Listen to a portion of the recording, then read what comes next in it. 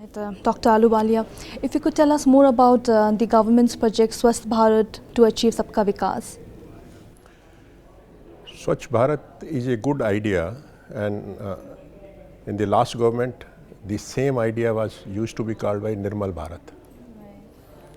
So the name has changed, but with the change of the leadership, the leader at the helm of the affairs is a very good communicator. Mr. Modi connects with the people so easily and in a very effective way. Swachh Bharat is a good idea, but again, like many other government schemes, it lacks a pathways how to implement it. Starting from, start from the capital of the India, Delhi itself. The message has to go down from top to the bottom, from corporate to every household, from government to every household. All citizens of, at least from capitals who are living, at all spheres of, all class of citizens in Delhi, the message has to go down that the Swachh has to start from the house itself.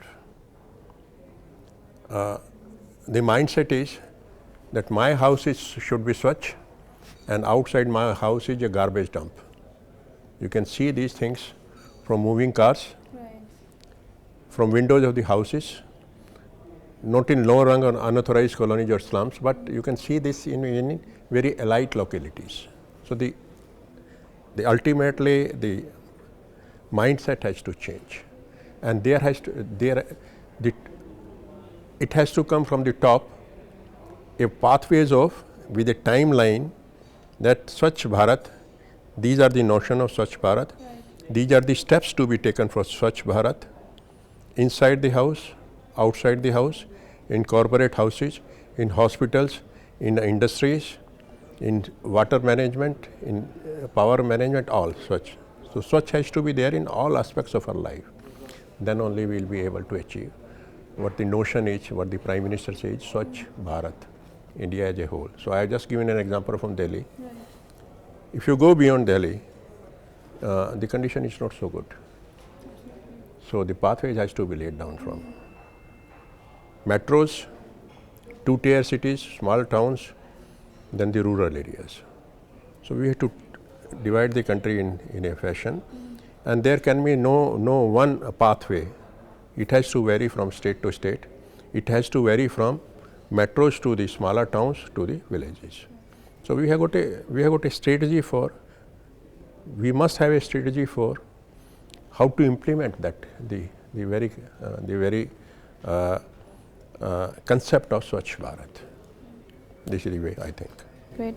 Dr. Ahluwalia, how can we overcome the gap, the rural versus the urban gap in the healthcare sector, with 70% of the population still in the rural?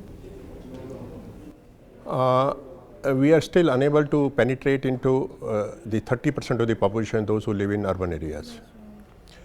30% out of that 30% of populations, roughly 40% lives in unauthorized colonies, so-called unauthorized colonies, scattered, having almost no facilities, what we call as a Swachh.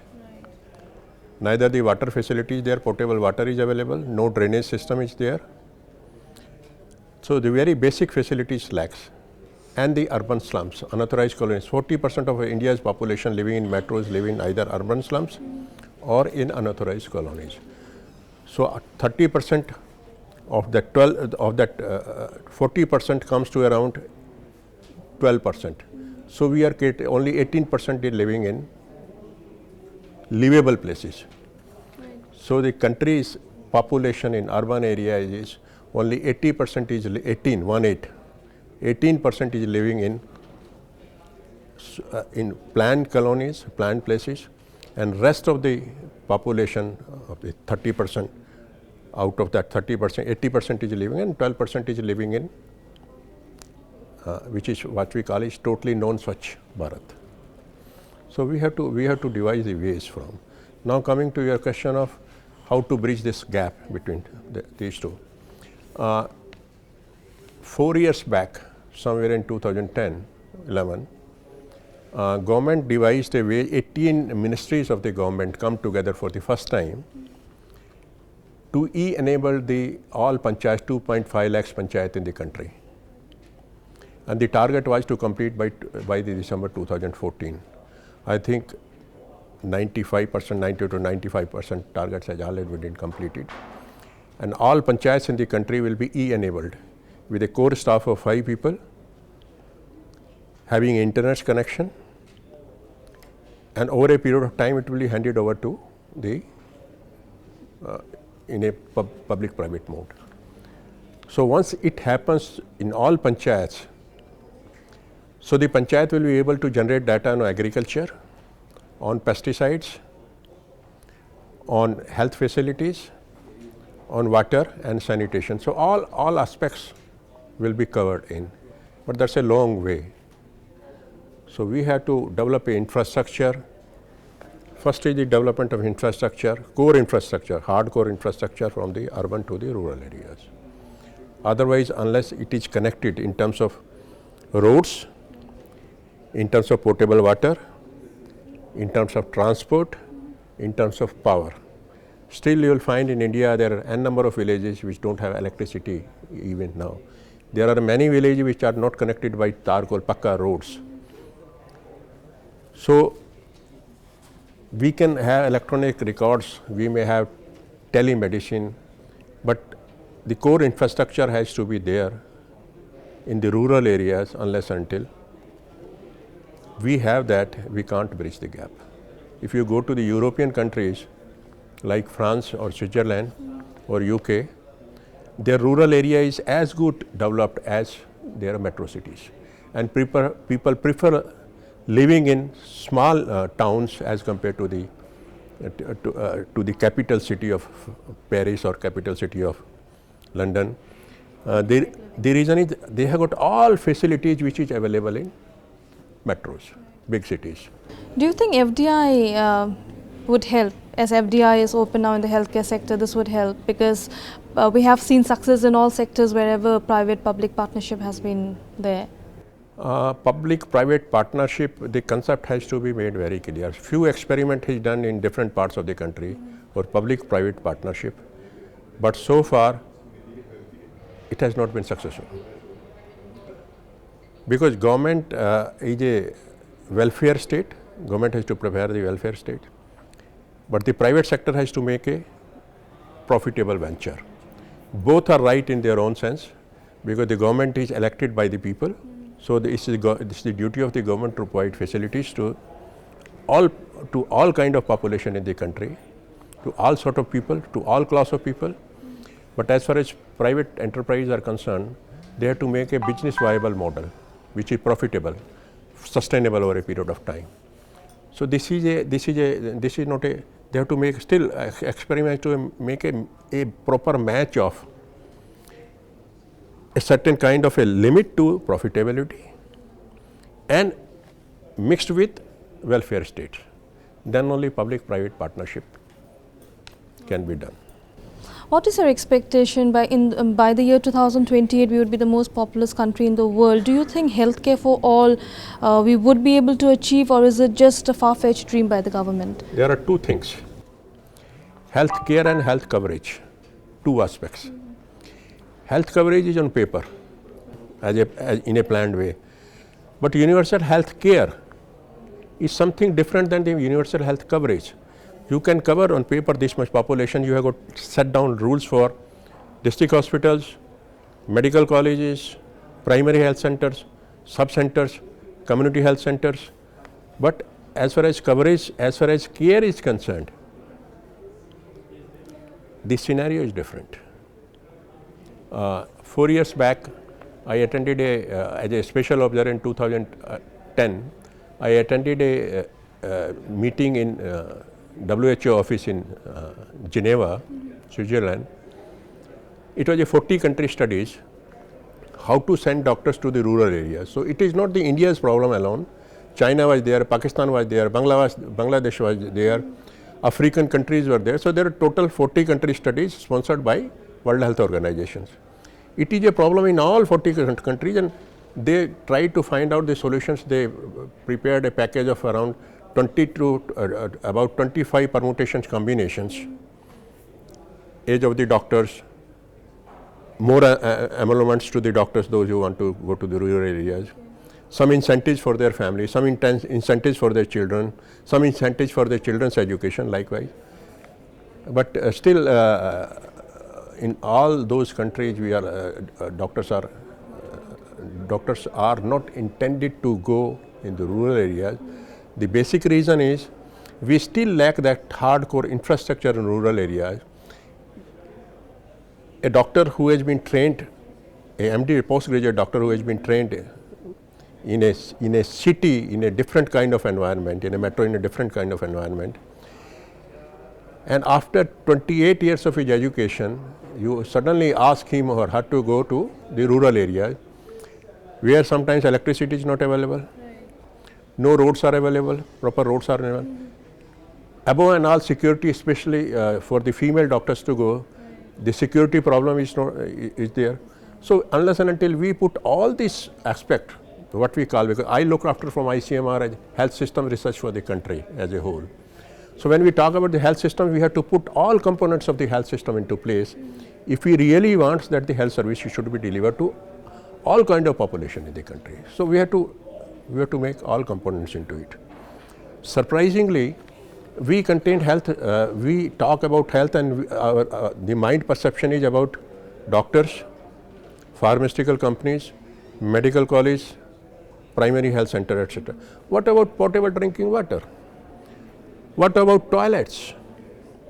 Still, more than 50% of the population in rural areas defecate in the open, and out of that 50%, only 11% dispose of their stools in a hygienic way. Otherwise, it is left in the open. Drinking water is not available in many places in the rural areas. So, and moreover, now the coming problem is of air pollution. Now the air pollution, if you talk about Delhi and other metros, air pollution is much more high as compared to the permissible limits. So we have to fix all these things into beyond our health sector. Agriculture, now when we talk about agriculture, 42% of our population, of infant population under 3 years of age of our children, 40% are malnourished. And when a child is malnourished, it affects his cognitive development, affects his mental development. So we have to put all components of our health care into position. By the age of 5 years. Infant mortality is too high. Infant mortality is too high, but India has comparatively done very well during last 2 decades to bring down the infant mortality to a, still not that at a WHO level, what WHO prescribed, but quite nearer to that. But still, we have to go miles to go for that. Dr. Ahluwalia, when do you think we can reach the top 5 in the high development index, HDI? I think that's absolutely long way to go, 20-30 years. What would be the time frame according to you? We have to convert talking into action. Promising something is easy, put them into action is not so easy. So for that, we should have very clear-cut pathways with a given timeline. Unless and until we have got the pathways and a given timeline, I think we'll go on talking like we used to talk health for all by 2000. Then we started talking health for all by 2015. I am talking world as a whole. Still we have to go, 2015 has already started, roughly halfway gone. And we are developing around the world. India is also part of that. But 15 years has gone down, 2000 to 2015 now, which we used to talk about the health for all by 2000. And we're still talking the same thing. 15 target will be over in another 6 months. Now we started talking about 2025. As a nation, I'm sorry to say, we are not keeping pace with the rising population. As you have just said, India is going to be the most populous country by 2035. Are we prepared from resource point of view, whether it is a physical infrastructure or whether it is a soft infrastructure, whether it is services? to meet the aspiration of the population and another 20 years to come. We still don't have those pathways. We have to think of, when we talk India as a superpower, we should think in a super way. We should have that mind we should have that broadness of mind to think about and plan 50 years at least. Our planning is 5 years, maximum 10 years. Let us plan about and next 50 years. Let us plan at least. We should plan in 2015 what is going to happen 2050. How much doctors are required? How much pharmaceutical, how much drugs are required for different kind of diseases? What can be the probable diseases to come within the next 2 to 3 decades? What can be the epidemics like H1N1, H5N1, now the Ebola is coming, and these things will go on because the climate is changing so fast, and climate will have its effects in the, and climate will become much more harsh in the future, in the times to come. Have we got a plan for next 35 years up to 1950, up to 2050? So we have to think that way, and research is an important component. Unfortunately, there is a very little money for research is concerned. Somebody said, and I quote, India is a consumer of knowledge. India consumes knowledge in a big way. Unless and until India becomes a producer of knowledge, things are not going to change. We have to have innovative thinkings. We have to innovate. We have to develop technology which is cost effective. Unless and until we develop a ecosystem of innovations, cost effective technology, the availability, accessibility, affordability of quality health care will be a distant dream.